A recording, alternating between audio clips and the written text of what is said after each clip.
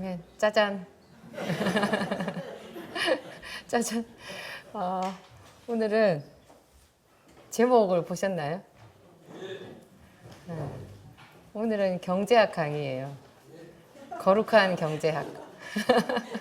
거룩한 경제학. 돈과 시간을 거룩하게 성별해서 하나님께 올려드리는 그 비밀에 대한 이야기인데요. 재밌겠죠? 그래서 짜잔입니다. 그런데 제가 처음부터 실수를 했어요. 오늘 본문 말씀이 잠언서 22장 22절이라고 했는데요. 이거 아니에요. 제가 잘못한 것 같고 잠언서 19장 3절 보겠습니다.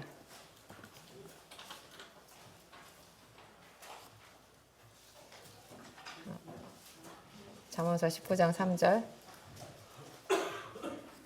나왔나요? 스타트부터 이런 걸로 봐서 은혜가 많을 것 같습니다. 함께 읽겠습니다. 사람이 미련함으로 자기 길을 굽게 하고 마음으로 여호와를 원망하느니라. 오늘은 그래서 세미나에 가깝기 때문에 아마 말씀이 많이 나올 거예요. 그래서 제가 이 경제학 강의를 제가 대충 짜봤는데 한 3번에 걸쳐서 할 것 같아요. 노트를 좀 가져오셔서 기록을 하시면 아주 좋을 것 같아요. 제가 수십 년 동안 찾고 찾아서 한 거 제 나름대로 정리를 해본 거거든요. 여러분들한테 신선한 도움이 되실 거라고 생각합니다. 제가 잠언서 19장 3절 이거 읽었을 때 좀 짜릿했어요. 사람이 미련함으로 자기 길을 굽게 한대요. 자기 길을 자기가 굽게 했어요. 그런데 마음으로 하나님을 원망한다는 거예요. 이거 좀 많이 생각해야 되는 말이에요. 우리 목사님이 자주 하시는 말씀이 인생은 선택이다 그러거든요. 인생은 선택이다. 우리는 어떻게 생각해요? 나는 내가 선택한 게 아니라 떠밀려 왔지. 그걸 내가 뭘 선택했다고 얘기하겠어요. 그런데 지혜자들은 말해요. 인생은 선택이라고. 당신이 선택해서 여기까지 왔다. 이렇게 말하는 거죠. 우리는 항상 그냥 내가 선택한 게 아니라 내가 억울해. 내가 다른 사람 때문에 누구 때문에 아니면 내가 선택의 여지 없이 그냥 내가 어떤 환경에 내가 들어갔고 또 어떤 사람은 이렇게 말해요. 하나님이 나를 몰아가셨다. 코너로 몰아가서 벼랑에서 확 밀어버렸대요. 그 말이 때로 맞을 수도 있어요. 어떤 분은 이렇게 간증을 하시더라고요. 그때 알았대요. 자기가 날 수 있다는 거를.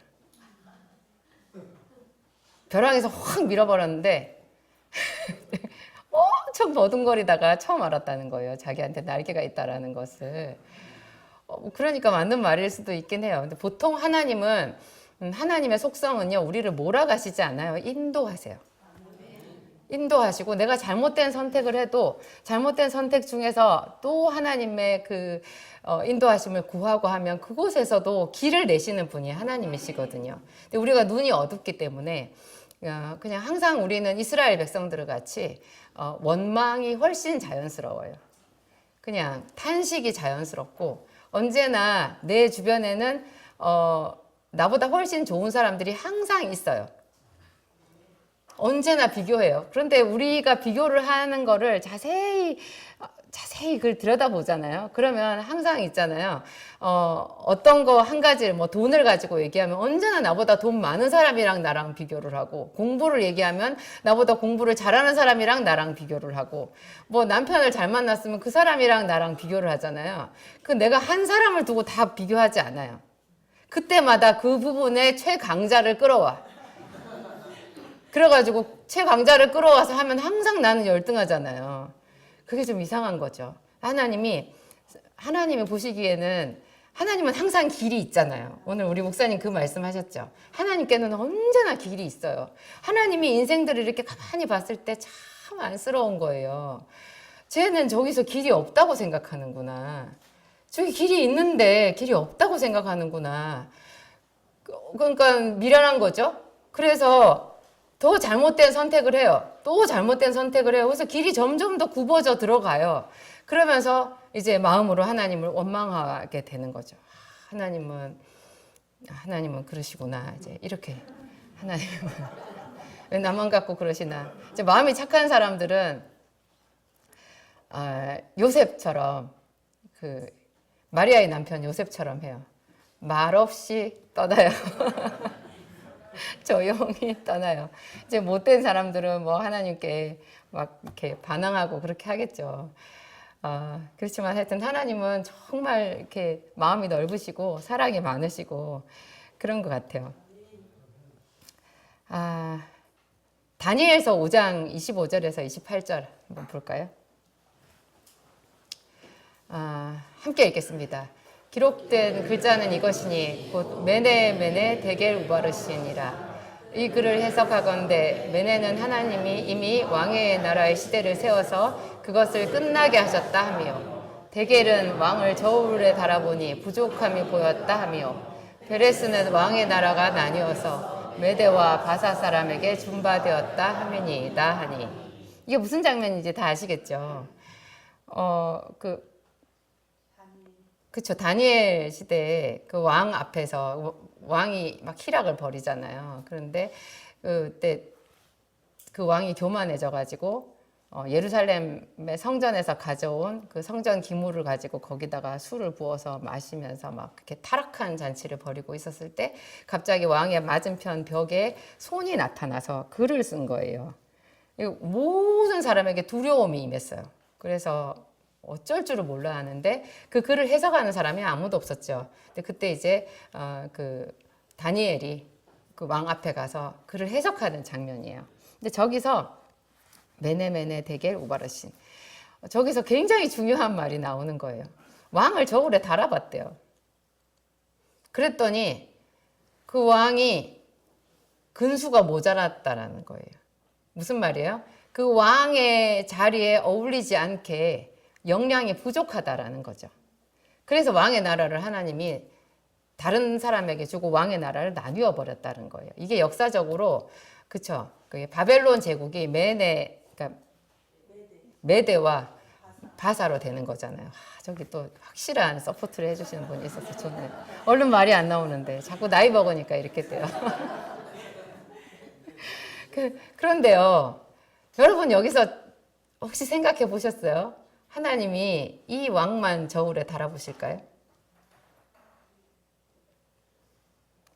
하나님 우리 머리카락까지도 세신다 그랬죠. 머리카락만 세실까요? 근수는 안 재보실까요? 하나님은 실 수가 없어요. 우리가 볼 때는 세상은 불공평해. 굉장히 불공평해요. 출발은 불공평해요. 출발은 다양하니까 그걸 우리가 불공평하다라고 말할 수 있어요. 그런데 가잖아요. 계속 그 사람이 태어나서 선택을 해서 길을 걸어가잖아요. 그건 자기가 자초한 거예요. 제가 어떤 20대 학생을 만났는데요. 지가 가난하다는 거예요. 이제 막 대학생이 됐어요. 지가 엄청 가난하대요. 내가 걔한테 그랬어요. 네가 가난한 거냐? 부모님이 가난한 거지. 넌 아직 인생 시작도 안 했어. 네 인생은 지금부터야. 왜 네가 가난해? 부모님이 가난한 거지. 그러면 네가 20살에 부모님이 돈이 많아. 그게 네가 부자냐? 부모님이 부자지. 잘 분간해야 돼. 부모님이 부자면 너는 일단 먹고 들어가니까 좋겠지만 부모님이 가난해서 네가 출발은 좀 불공평할 수 있어.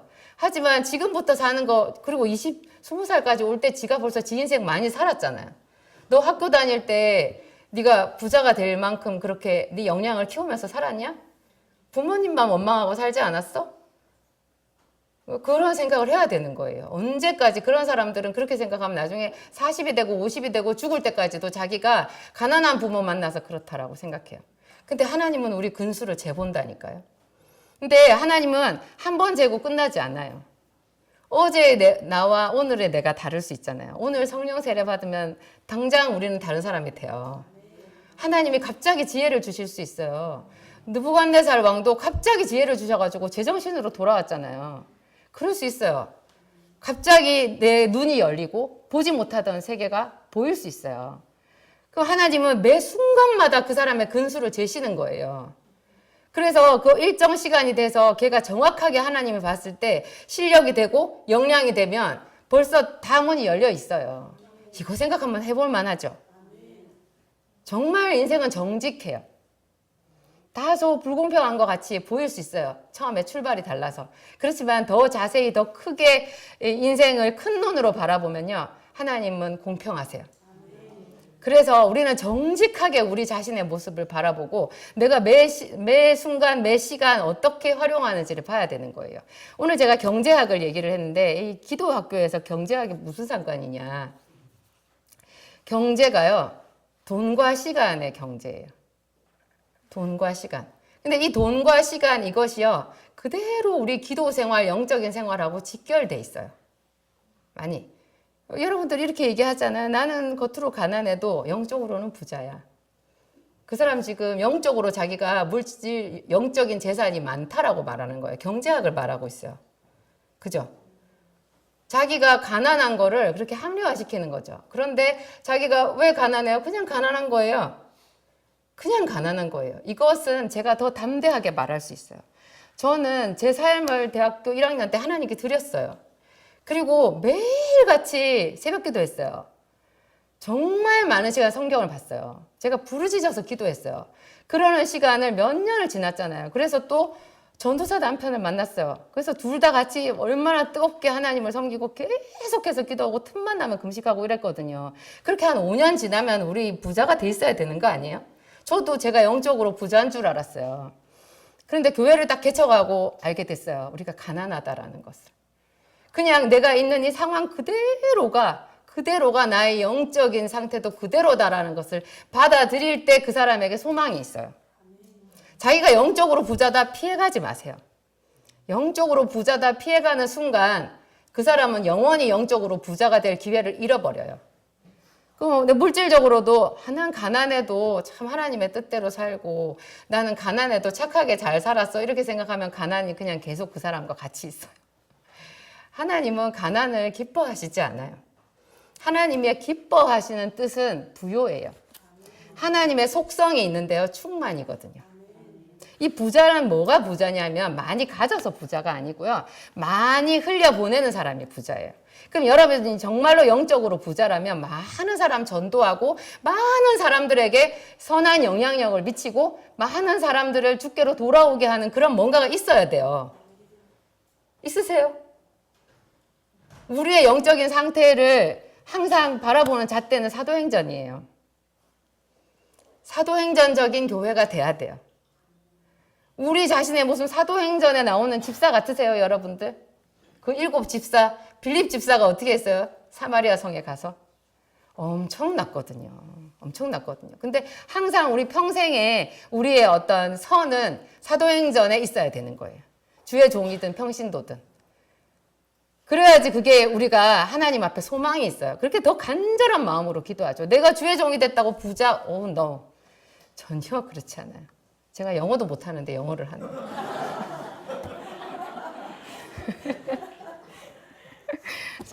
그게 정말 제가 피할 수 없었어요. 이거는 나와 우리 목사님이 마셔야 되는 잔이구나. 정말로 우리가 가난하구나. 우리가 또 있는 똑같은 그 허접한 그 상가, 허술한 그 상가 교회에 정말 바울과 바나바가 있다. 안디옥 교회는 바울과 바나바가 있었잖아요. 정말로 그 당시에 그 바울과 바나바가 있다라면 그 교회가 그렇게 한산하겠어요? 우리가 약한 거지. 우리가 아직 아닌 거지. 그런데도 하나님께서 우리에게 선제적으로 안디옥이라는 이름을 주셨어요. 그거는 하나님은 항상 그래요. 만들어가는 거예요. 만들어가는 거. 어떤 사람이 자기가 성령의 음성을 들었다고 그렇게 이렇게 교만해지시던데요. 그거는 그 성령의 음성 아니에요. 성령의 음성은요, 우리를 낮춰요. 용기를 주기는 하세요. 굉장히 우리를 격려해서 낮아져 있을 때 용기를 주기는 하시는데 하나님은 정확하게 우리를 훈련하시는 분이에요. 만들어가요. 만들어가요. 우리 가정도 만들어가잖아요. 여러분 다 된 줄 알고 남편이랑 결혼했죠. 사랑받을 줄 알고 결혼하셨죠. 그렇던가요? 저는 왜 그렇게 웨딩드레스가 예쁜지를 알았어요. 마지막으로 입혀준 거예요. 마지막으로 반지도 끼워주고 다 해준 거예요. 제가 그걸 딱 알았어요. 이제부터 고생길이었구나. 저는 처음에 모르고 1년은 매일 울었어요. 너무 슬프고 고통스러웠어요. 근데 제가 이제 피할 수 없구나 생각하고 한 4년쯤 지났을 때부터 기도를 시작했죠. 그게 이제 그때부터 제가 제대로 된 선택을 한 거예요. 사람이 미련함으로 자기 길을 굳게 하고 기도를 안 하고 마음으로 여호와를 원망하느니라. 우리 마음속에요, 기도를 하거나 어떤 새로운 일을 하는 것보다 훨씬 더 많은 에너지를 빼앗아가는 구멍이 있어요. 마음 에너지가 누수되는 거죠. 새는 거죠. 그런 사람들은 항상 기운이 없고 피곤해요. 뭘 생각할 수가 없어요. 갇혀 있는 거죠. 그 하나님이 눌린 자, 갇힌 자라는 말을 그래서 하시는 거예요. 그런 사람들은 마음 에너지를 뺏긴 거예요. 남들이 보면 갇혀 있지 않아요. 남들이 보면 눌려 있지도 않아요. 잘도 돌아다녀요. 그런데 영적으로 보면 그 사람은 갇혀 있고 눌려 있는 거예요. 그게 마음 에너지 누수에 원망하다가 다 떠내려가는 거예요. 그 사람 원망하면요, 계속 원망하면 그게 마음에 굉장한 에너지를 빼앗아가요. 여러분 감기 걸려갖고 열이 나잖아요. 그거를 소모성 질환이라고 그래요. 의학적으로 소모성 질환이라고 해요. 우리 그냥 가만히 있는데 막 땀이 나고 뭐 옷이 다 젖어요. 그리고 막 추워서 떨기도 하고 온 몸이 아프고 힘이 하나도 없는데요. 그때 우리 몸속에 있는 모든 에너지가 병균이랑 싸우느라고 다 빠져나가는 거예요. 그런 사람이 무슨 일을 할 수 있겠어요. 근데 우리 마음에 원망이나 불평이나 비교나 그런 것들 있잖아요. 그런 게 있으면 그게 옛날에 있었던 일이잖아. 주로 원망은. 현재 일이 원망인가요?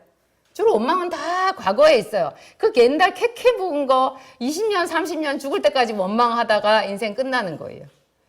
그 사람은 그 원망하는데 모든 자기 에너지를 다 거기다 써버린 거예요. 그 지난주에 우리 배웠잖아요.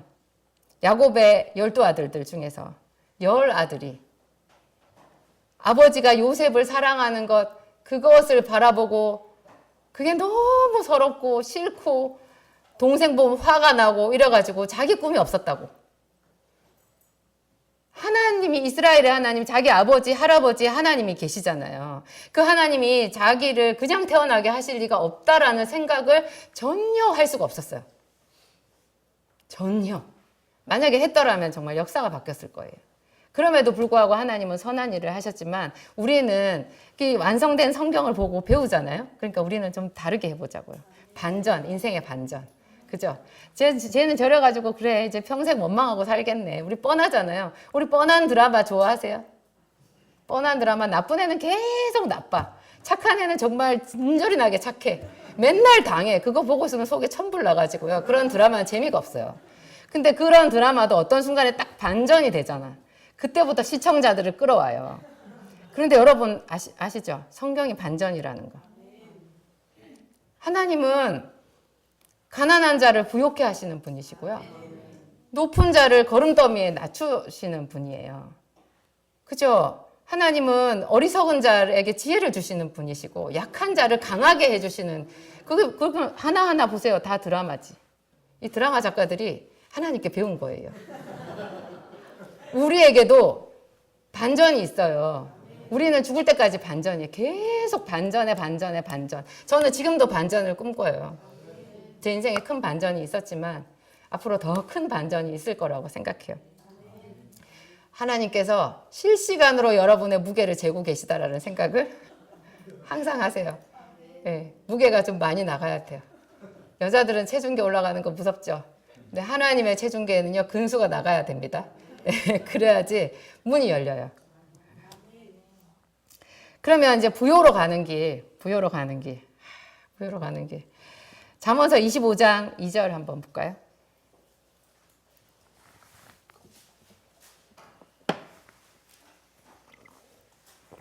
함께 읽겠습니다.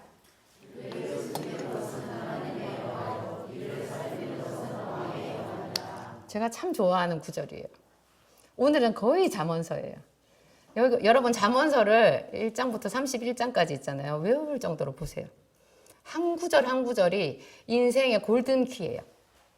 정말 그게 무궁무진한 말씀이 있어요. 여기 이게 이를 숨기는 것은 하나님의 영화예요. 하나님은 다 숨겨 놓으셨어요. 하나님은 숨겨놨어요. 사람은 찾아야 돼요. 부지런히 찾아야 돼요. 예수님이 뭐라고 하셨어요? 구하라, 찾으라, 두드리라. 찾으라고 하셨죠. 우리의 죄성이 있는 거예요. 그래서 사실 다 보이게끔 에덴 동산에는 다 보였어요. 근데 죄가 들어오면서 가려졌거든요. 근데 하나님이 아주 그거를 더 활용하셔서 하나님이 일부러 좀 숨겨 놓으신 것들이 있어요. 우리 보물찾기 학교 다닐 때 보물찾기 하잖아요. 선생님들이 정말 못 찾을 때는 숨겨 놓지 않아요. 그래도 찾을 만한 데를 숨겨놔요. 그 찾고 기뻐할 아이들을 상상하면서. 하나님이 그래요. 하나님이 적당히 숨겨놨어요. 부자가 되는 것도 반전의 기회를 우리한테 숨겨놓으셨어요. 그래서 부지런히 찾아야 돼요. 부지런히. 그 찾는 사람한테 보여요. 우리 그런 얘기도 있어요. 성경에 보면 예를 들면 삼손이 블레셋이랑 싸우다가 쓰러졌는데 거기서 크게 하나님께 부르짖어서 엔하꼬레라고 말한 적이 있어요. 내가 여기서 목이 말라 죽겠나이다. 크게 부르짖었어요. 그때 성령이 탁 터치를 해줬는데 샘이 보인 거예요. 눈이 딱 열어서 샘이 보여요. 하나님이 부르짖기 전에는 안 보여. 자기 진짜 목 타서 죽을 뻔했거든요. 죽었을 거예요. 근데 하나님이 부르짖기를 기다리신 거죠. 그러면 딱 주시는 거예요. 그 뒤에 딱 주시는 거죠. 우리가 연구라는 말을 쓰잖아요. 연구한다. 연구한다라는 말이 영어로 제가 영어를 못하는데 영어를 자꾸 하네. 리서치거든요. 리서치. 리가 다시 한다라는 뭐 리바이벌 이런 말 들어보셨죠? 그죠? 리가 우리 한국말로 하면 다시 한 재방송, 다시 하는 방송을 재방송이라 하잖아요. 리가 재의 뜻이에요. 다시 한다. 서치는 찾다라는 뜻이에요. 다시 찾다라는 것이 연구예요. 그러니까 하나님이 감춰놓은 세상의 그 자연 법칙 있잖아요. 하나님이 약초도 많이 숨겨놨어요. 사람이 에덴 동산에서 범죄를 하고 밖에 나와서 이제 죄를 지어서 병에 시달릴 줄을 아시고 산천 초목마다 다 약성분이 다 있어요. 아스피린이 버드나무에서 뽑은 성분이라는 얘기 하셨죠, 목사님이. 뭐 제가 생약학을 공부를 했잖아요. 길거리 다 약이에요. 전부 약이에요. 근데 그게 그냥 있으면 약이에요? 우리가 찾아야 돼. 어떤 성분이 뭐에 쓰는 약인지, 어떤 용량으로 먹어야 되는지, 거기에 독성이 뭐가 있는지 이런 거 다 찾아야 돼요. 그러면 내게 돼요. 하나님의 말씀도요. 부지런히 연구하고 찾는 사람에게 무궁무진한 길이 열리는 거예요. 부자가 되는 길도 거기에 있어요. 영적인 부자, 물질적인 부자, 시간적인 부자 다 있어요. 나누어주고 꾸어주고 하는 그런 부자, 축복의 통로가 되는 부자가 되는 비결이 이 책 안에 다 있는 거예요. 그렇죠. 하나님은 또 얼마나 다양한 주의 종들을 세워서 다양한 진리일까봐 이런 종류의 목사님, 저런 종류의 목사님, 나 같은 사모 이런 사람 또 입맛대로 다 들으라고. 그죠? 네. 직접 와서 들을 수도 있고 유튜브를 통해서 들을 수도 있고 라디오로 들을 수도 있고 테이프로도 들을 수 있고 정말 많아요. 옛날에 돌아가신 목사님 설교도 요새 유튜브로 나오잖아요. 얼마나 좋은지 몰라요. 하나님이 그렇게 이런 채널들을 통해서 이런 여러 가지 통로를 통해서 당신께서 숨겨놓은 그런 지혜의 길, 부자로 가는 길을 찾아내기를 원하시는 거예요. 근데 관심이 없는 사람들은 어떤 것이 되어서 꽃이 펴도 져도 단풍이 져도 눈이 와도 비가 와도 관심이 없어요. 오로지 관심이 없어요. 오늘 우리가 그러면 부요로 가는 길 첫 번째 잠언서 24장 30절에서 34절입니다. 조금 기쁘지 않을 수도 있어요. 함께 읽겠습니다. 내가 게으른 자의 밭과 지혜 없는 자의 포도원을 지나며 본즉 가시던 뿔이 그 전부에 퍼졌으며 그 지면이 거친 풀로 덮였고 돌담이 무너져 있기로 내가 보고 생각이 깊었고 내가 보고 훈계를 받았노라. 네가 좀 더 자자 좀 더 졸자 손을 모으고 좀 더 누워 있자 하니 내 빈궁이 강도같이 오며 내 곤핍이 군사같이 이르리라. 하나님은 표현도 잘하세요. 빈궁이 강도같이 오며. 제가 어릴 때 우리 엄마 아버지의 삶을 보면 딱 저랬어요. 빈궁이 강도같이 왔거든요. 곤핍이 군사같이 이르러서 우리를 옴짝달싹도 못하게 했어요. 미칠 정도로 가난했어요. 그리고 처참했어요. 맨날 싸웠어요. 그랬어요. 그래서 제가 어린 나이, 초등학교 저학년 그런 나이 때부터 고민을 많이 했던 것 같고, 분명히 뭔가가 길이 있을 텐데, 우리 엄마, 아버지 저 많이 잘못 살고 있는 건데, 그래서 제가 위인 전기를 많이 봤던 것 같아요. 위인들은 어떻게 살았나. 선생님들이 그거 읽으면 부자가 된다 그랬거든요. 네, 그랬어요. 다시 한번 띄워주세요. 여기서 하나님께서 말씀하시는 첫 번째 키워드, 게으름과 지혜예요. 우리를 가난하게 하는 첫 번째가요, 게으름이래요. 굉장히 이 게으름이 군사 같고 강도 같다라는 거예요. 우리 거 다 가져가요. 근데 이 게으름이라는 거를요, 우리가 그냥 쉽게 생각하면 안 돼요. 저기서 게으른 자의 밭과 지혜 없는 자의 포도원이 나오는데 가시던 뿔이 퍼졌대요. 지면이 거친 풀로 덮였어요. 돌담이 무너져 있어요. 가꾸지 않았다라는 얘기잖아요. 가꾸지 않았다. 그죠? 이 게으름이라는 것이 원죄래요. 원죄. 우리가 그 에덴 동산에서 범죄한 이래로 이 게으름이라는 게 들어온 거예요. 맨 처음에 가인이요, 게으름이에요. 하와도 게으름이에요. 생각의 게으름. 생각의 게으름이에요. 뱀이 유혹을 했잖아요. 조금만 생각해보면 안 넘어가요. 뭘 탁 얘기를 했을 때 우리가 왜 사기를 당해요? 조금만 생각해보면 사기라는 거 알아요. 근데 사람들이 생각하지 않아요. 생각하지 않는 게 이게 심각한 게으름이에요. 심각한 게으름.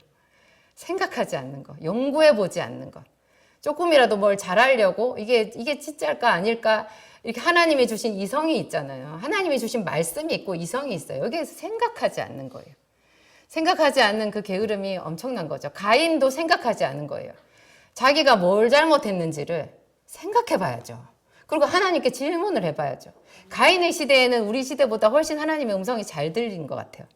그러니까 하나님이 가인한테 말씀하시잖아요. 아벨한테 얘기했다라는 구절은 없어요. 아마도 가인이 맏아들이었기 때문에 가인이 제사장 역할을 한 것 같아요. 제사장과는 하나님이 대화를 하셨잖아요. 그래서 가인에게 하나님이 말씀하셨고 자기의 제사는 안 받고 아벨의 제사를 받았다는 것을 가인이 알은 거죠. 그러면 가인은 조금만 더 생각해보고 하나님 앞에 자기를 굽히고 그렇게 했어야 되는데 그런 융통성이 하나도 없었던 거예요. 그냥 마음 가는 대로 살았던 거예요. 화가 나는데 화가 나는 대로, 억울한 대로 그 감정에 그냥 자기가 스스로 옳다라고 생각한 거죠. 참 각도를 달리하면요.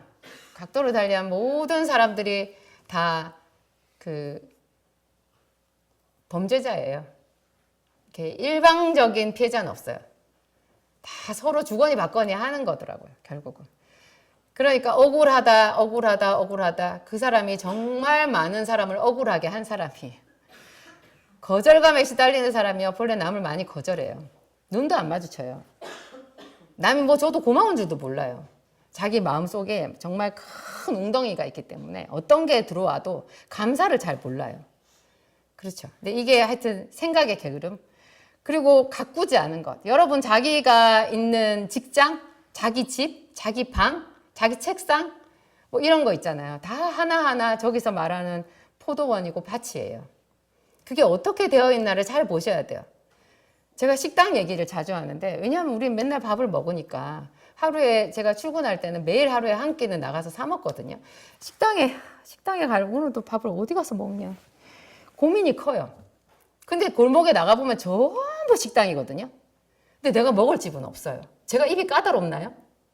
한 집 좀 괜찮은 것 같으면 제가 우리 직원들이 뭐라 그래도 6개월을 다닌 적도 있어요. 야 그래도 여기 괜찮아. 저는 똑같은 국을 한 3일을 먹을 수 있는 사람이에요. 그런데 제가 도저히 먹을 수 없는 음식이야 다. 그냥 그 식당 주인들은 뭐 하는 사람들일까요? 매일 손님을 기다려요. 매일 매출이 더 오르기를 기다리잖아요. 그러면 내가 문을 열고 들어갔으면 정말 최선을 다해서 손님이 왔으니까 대접을 해줘야 돼요. 근데 게으른 거예요. 돈은 벌고 싶은데 그 손님 비위 맞춰주기는 싫어요. 손님이 오기 전에도 음식을 더 철저하게 재료 관리를 하고 맛있는 음식을 만들고 새로운 메뉴를 만들고 그렇죠. 새로운 조리법을 생각하고 계속 일을 해야 돼요. 그 손님이 오면 정말 최선을 다해서 그 손님한테 8,000원짜리, 7,000원짜리 백반을 대접을 해야 되는데요. 손님이 딱 들어오는 순간 걔는 8,000원짜리로 보이는 거예요. 제가 그 손님의 입장을 이해해요. 저도 약사였으니까. 제가 정말 실력을 갈고 닦아서 이제 어떤 질병에 대해서 이렇게 연구를 해가지고 딱 준비를 했는데 손님이 들어왔어요. 손님이 바카스 하나를 우루스 하나를 주세요. 바카스 한 병 우루스 하나를 주세요. 먹고 딱 가버리는 거예요. 맥이 빠지죠. 저 손님 얼굴 보니까 어디가 아프네. 그 약을 먹으면 참 좋겠는데 얘기를 꺼내지도 못하게 해. 꺼내는 순간 나는 장사꾼이 되는 거예요. 그냥 내 등 뒤에 수많은 약이 있잖아. 그러니까 쟤는 저 약을 팔고 싶구나 이런 생각이 드는 거죠. 제가 그 약장사 이미지를 벗어버리려고 얼마나 애를 썼는지 몰라요. 정말 순수한 마음으로 사람들한테 가장 값싼 가격에 가장 합리적으로 그 사람의 그 맞춤 서비스가 될 만한 것들을 언제나 찾았거든요. 그래도 그게 이렇게 제대로 제 마음이 또 저의 축적된 지식이 사람들한테 가기까지는 또 지식을 축적해야 되니까 시간 많이 걸리잖아요. 그래서 20년 넘게 헛발질한 것 같았어요. 이런 것이 근면함이라는 거죠. 근면함이라는 거죠. 근데 이거를 제대로 자기 자신을 쳐서 복종시키고 이렇게 열심히 하지 않으면 우리도 모르게 그냥 게으른 사람이 되어 있어요. 모든 사람이 그 골목에 있는 모든 그 식당의 사람들이 다 게으른 사람인 거예요. 어쩌면 좋아. 어쩌면 좋아 정말. 왜냐하면 우리 모든 한 사람 한 사람에게 제일 적게 준 달란트가 한 달란트였거든요. 한 달란트는 20억이에요. 여러분 중에 20억 가지신 분 있으세요? 그게 문제는요. 20억이 본전이라는 거예요. 여러분 지금 아직까지도 본전 갖고 계신 분 없죠?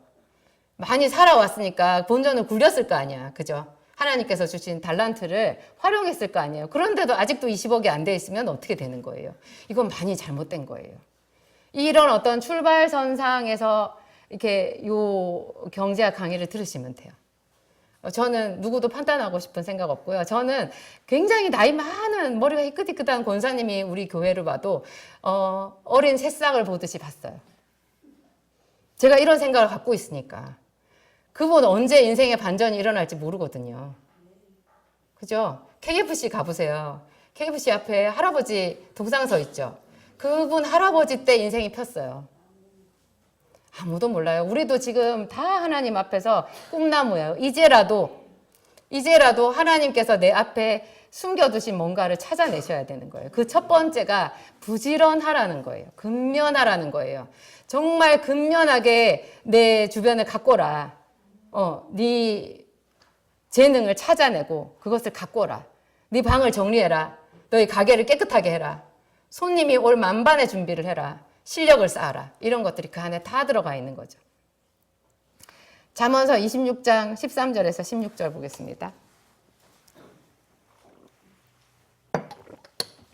재밌는 말이 있어요. 함께 읽겠습니다.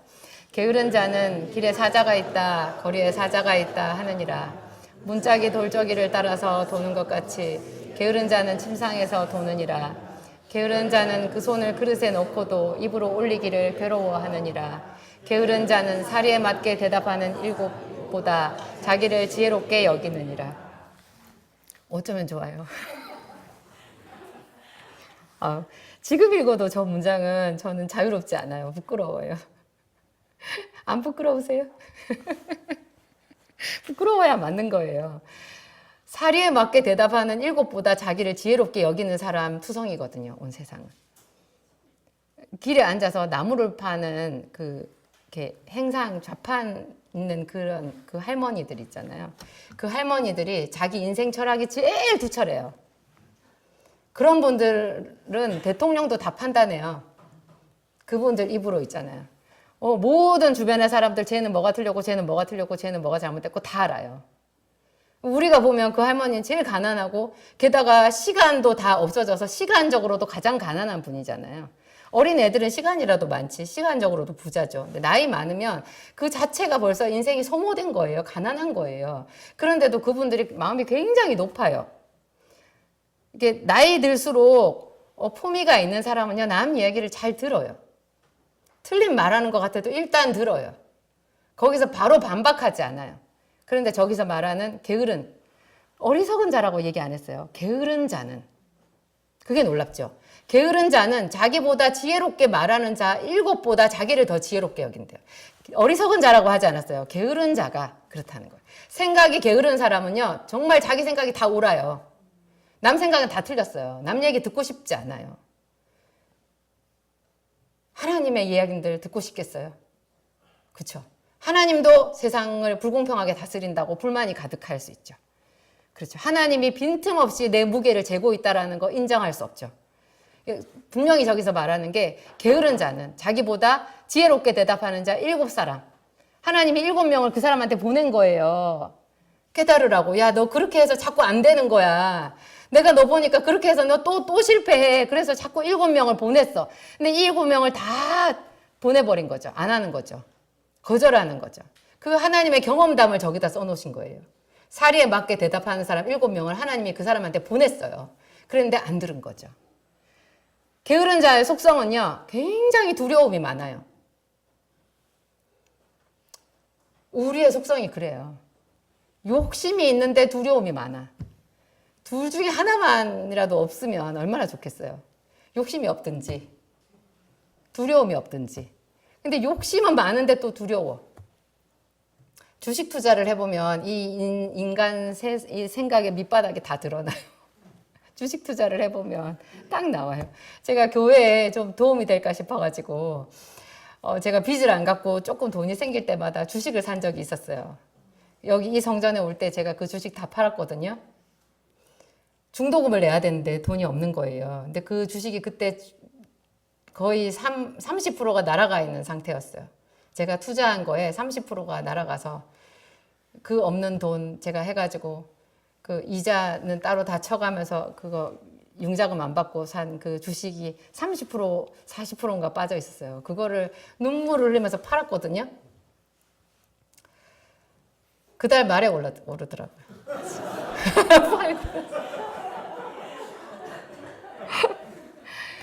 근데 주식 투자를 할 때 참 그랬어요. 이게 얼마나 오르면 좋은 줄 아세요? 주식이 오르면 안 좋아요. 더 살 걸. 나는 이것밖에 없구나. 떨어지면 좋은 줄 아세요? 더 사면 되잖아. 그러면 떨어지면 어머 세상에 무서워요. 이제 손해잖아. 나는 가만히 있었는데 돈이 자꾸 줄어드는 거야. 근데 정말로 큰 부자를 보세요. 진짜로 큰 부자는요, 주식 사지도 않고 팔지도 않아요.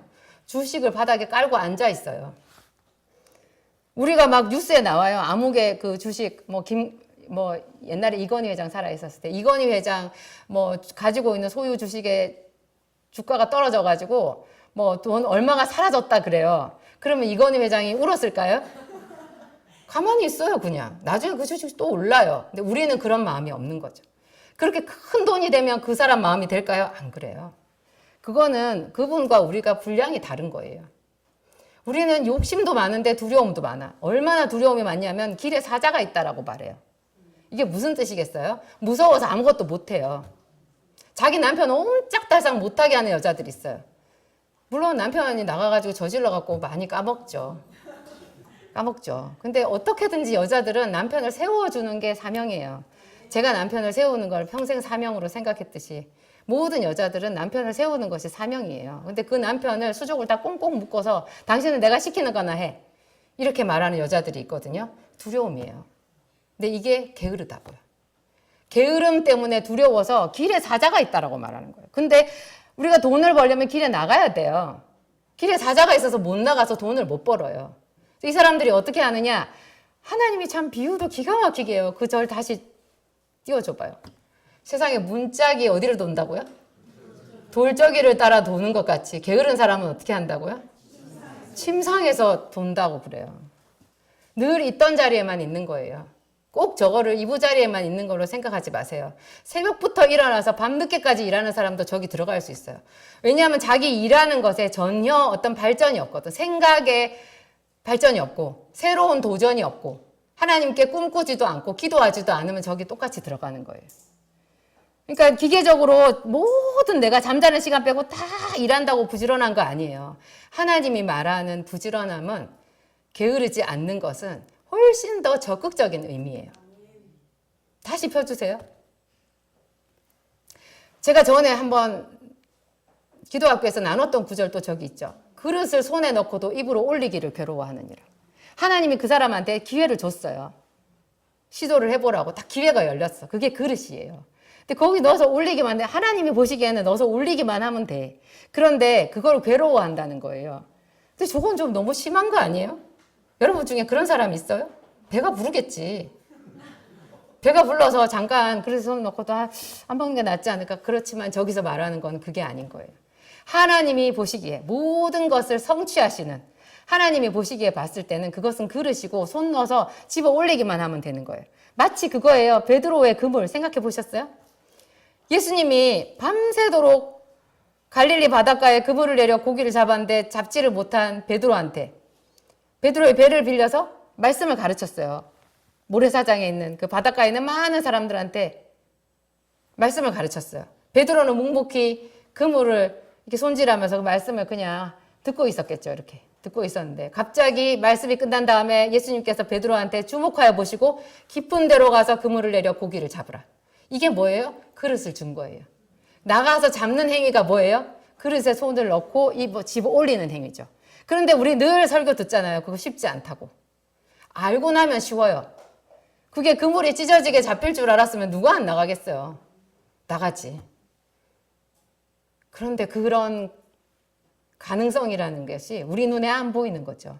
이게 하나님을 신뢰하고 어떤 투지가 있고 열성이 있는 사람 외에는 그게 안 보이는 거예요. 그래서 그냥 주님 제가 피곤합니다. 쉬겠습니다. 네. 좋은 말씀 주셔서 감사합니다 하고 돌아갔겠죠.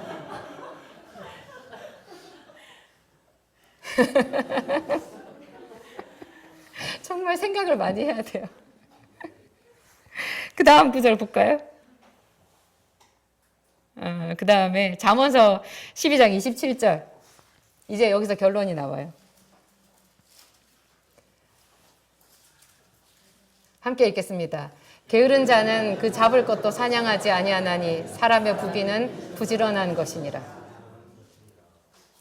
하나님이 에덴 동산에서 범죄하고 쫓겨난 사람들, 당신의 자녀들에게 그 에덴 동산의 부요를 누릴 이렇게 한 가지 딱 말씀을 주신 거예요. 네가 부지런하면 부귀하게 살 수 있다. 부지런하라. 오래전에 저 아는 사람이 이렇게 말했어요. 나는 왜 이렇게 안달복달 살아야 되는지 모르겠어. 난 정말 이렇게 사는 게 싫어. 그렇게 말하더라고요.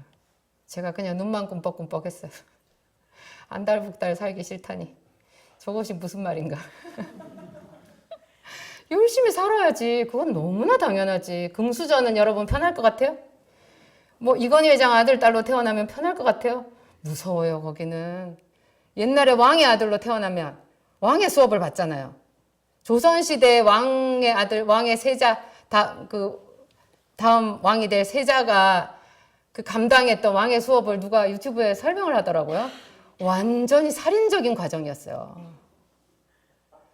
그러니까 우리가 차라리 편해요. 우리는 흙수저기 때문에 어릴 때 그런 고통을 안 당했어요.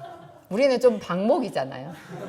저는 제 부모님이 저를 방목하신 것에 대해서 정말 감사하다는 생각이 들었고요. 그래서 부모님이 잘못 살고 있는 거를 다 체험하면서 보면서 그것도 현실적인 체험학습장으로 이렇게 하게 해주셔서 참 감사하고 때가 참에 성경을 알게 해주셔서 감사하고 사람의 부귀는 부지런한 것이니라. 19장 15절 보겠습니다.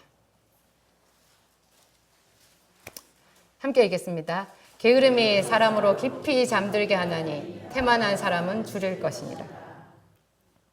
앞에 했던 거 이제 반복이죠. 태만한 사람, 태만한 사람, 태만한 사람, 적극적으로 생각하지 않는 사람, 모험하지 않는 사람, 시도해보지 않는 사람, 하나님께 적극적으로 길을 묻지 않는 사람이 저기 들어가는 거예요. 게으른 사람. 정말 부지런히 기도해야 돼요. 기도는 어떻게 하는 거예요? 부지런히 하는 거예요. 기도도 이 돈과 시간의 경제학에 딱 들어가요. 그래서 제가 기도학교에서 이걸 하는 거잖아요. 왜냐하면 기도는 저축하는 거거든요.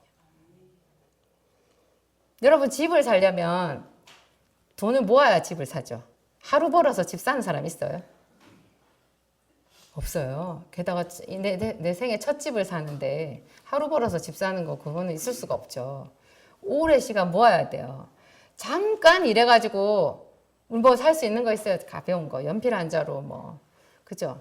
조그만한 거 뭐 하나 이런 거는 뭐 한두 시간 알바해도 살 수 있어요. 기도도 똑같아요.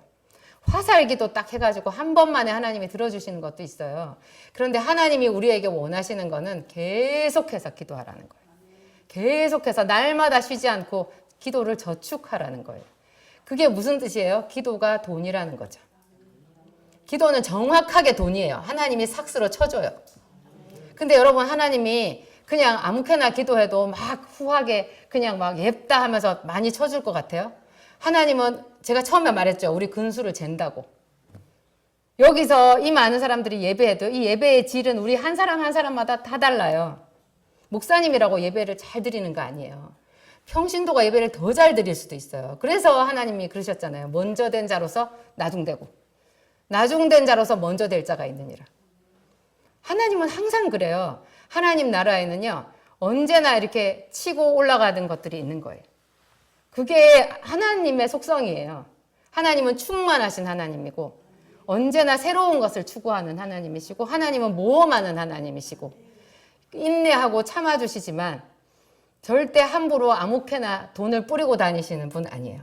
정확하게 우리의 수고의 그 대가를 잘 측정하는 분이에요. 그런데 하나님은 천만다행히 사랑이 많아요. 제 기도의 값을 하나님이 꿈으로 보여주셨다니까요. 제가 얼마나 힘들게 기도를 했는데 그때 이미 기도를 한 연수가요. 제가 대학교 1학년 때부터 기도를 했으니까 중간에 4년을 빼더라도 한 뭐 거의 10년 정도 기도했을 때예요. 근데 하나님께서 세상에 애누리 없어요. 하나님께서 제 기도가 100원짜리라고 하셨어요. 좀 너무하신 거 아니에요? 한 걸음 갈 때마다 100원짜리가 하나씩 떨어져 있는 거예요. 100원짜리가. 우리 목사님은 세상에 거기다가 나는 분명히 100원짜리라고 얘기했는데 우리 목사님이 제 이야기를 설교에 하시면서 10원짜리라고 하시더라고요. 아니에요. 내 기도 10원짜리는 아니었어. 제가 저 뒤에서 일어날 뻔했어요. 100원짜리였어요. 그게 아주 옛날 아니에요. 우리 애들 초등학교 다닐 때쯤이니까 한 10수년 전이거든요. 20년 안 됐어요. 우리 교회 개척한 게 20년이니까 20년 좀 안 됐어요. 근데 100원짜리가 뭐예요, 하나님? 그랬더니 그래서 걸음마다 있는 거래요. 그 걸음이 뭐냐? 하루하루예요. 하루마다 제가 계속 기도해서 100원짜리가 계속 떨어졌었는데 황송하게도 500원짜리도 있었어요. 어떤 날 실수로 기도를 잘한 거예요. 그런 날은 500원짜리인 거예요. 그래서 내가 하나님 그거 가지고 언제 돼요? 그랬더니 그래서 은혜지. 그래서 은혜지. 요즘에 그 정부에서 해주는 청년 통장 있죠? 돈 조금만 넣었는데 배로 불려주는 통장. 정부에서도 그렇게 해주는데 우리를 지으신 하나님이 얼마나 많이 주시겠어요. 그래서 기도는 복리예요. 복리의 마법은 30년이 관건이에요. 30년을 하면은 완전히 그냥 달라지는 거죠. 근데 30년, 언제 30년 하는데요? 여러분 1년 지나고 2년 지나고 3년 지나고 계속 하나님이 여러분들 지치지 않게 은혜를 줘요. 그런데 그 작은 은혜에 눌러 앉아버리는 분들 제가 많이 봤거든요. 집 한 채 사고 교회 안 나오는 사람들 봤어요. 내가 끔찍했어요. 세상에 저 사람 꿈은 집이었나 봐. 그 조그마한 집. 방 2칸짜리 빌라. 여러분 그거예요? 아니에요. 꿈을 크게 가지세요. 왜 하나님 방 2칸짜리 빌라랑 하나님을 바꿔요? 하나님이 우리에게 약속하신 것은 영생이에요. 영원한 생명이고 이 세상에서 빛과 소금이 되는 거예요. 정말 귀족이 되는 거예요. 저는 지금도 가슴이 뜨거워요. 제가 부자가 됐어도 아니에요. 정말 제가 가장 가난했을 때 대학교 1학년 때 정말 절박하고 아버지도 없는 그 불쌍한 고학 소녀잖아요. 그때 그 하나님을 사랑했던 그 마음이 저한테 지금도 그대로 있는 거예요. 얼마나 감사한지 모르겠는 거예요. 그래서 제가 부자라고 생각해요. 근데 계속적으로 성전에 들어올 때마다 나는 그 새로운 하나님의 은혜를 꿈꾸면서 들어와요. 꿈꾸면서 하나님께 손을 펴요. 다음 강의도 기대해 주세요. 기도하시겠습니다. 하나님 아버지, 감사합니다. 얼마나 우리를 사랑하시는지요. 우리를 가르쳐 주시는지요. 산상수훈으로 하나님 산으로 가까이 나온 당신의 백성들에게 그렇게 주옥 같은 말씀을 들려주셨던 예수님 생각납니다. 하나님, 이 모든 성경 말씀이 우리의 게으름을 깨우쳐주는 말씀이고 우리를 하나님의 부요로 인도해주는 말씀입니다. 하나님, 우리를 영광스럽게 하는 말씀이고 우리의 모든 허물을 씻어주시는 거룩한 말씀입니다. 이런 귀한 말씀 들려주셔서 감사합니다. 하나님을 찬양합니다. 또한 이 말씀 성령께서 조명하여 주셔서 감사합니다. 더 깊은 풍성한 성령의 조명하심을 구합니다. 우리가 기도하고 성경을 볼 때 새로운 차원의 말씀이 열리게 하옵소서. 하나님, 우리 온 집에 각각 자기 집의 방방마다 이렇게 귀한 하나님의 말씀, 보배로운 말씀 쌓아놓게 하옵소서. 우리가 다 부자가 되기를 원합니다. 하나님, 물질로도 부자요, 영적으로도 부자요, 모든 면에서 꾸어주고 나누어주는 이 세상의 빛과 소금이 되기를 간절히 소망합니다. 이제까지 가난하고 눌리고 원망하면서 살아왔던 것 하나님 앞에 다 내려놓습니다. 이제부터 새로운 선택을 합니다. 더욱 더 조밀하게, 온전하게 신령한 것으로 우리가 선택합니다. 이 시간에 기도를 선택하고 이곳에 나와왔습니다. 성령님, 운행하시옵소서. 우리 한 사람 한 사람을 어린아이같이 만져주시고 예정하신 모든 복을 우리에게 내려주시옵소서. 감사하며 예수님 이름으로 기도합니다. 함께 기도하시겠습니다.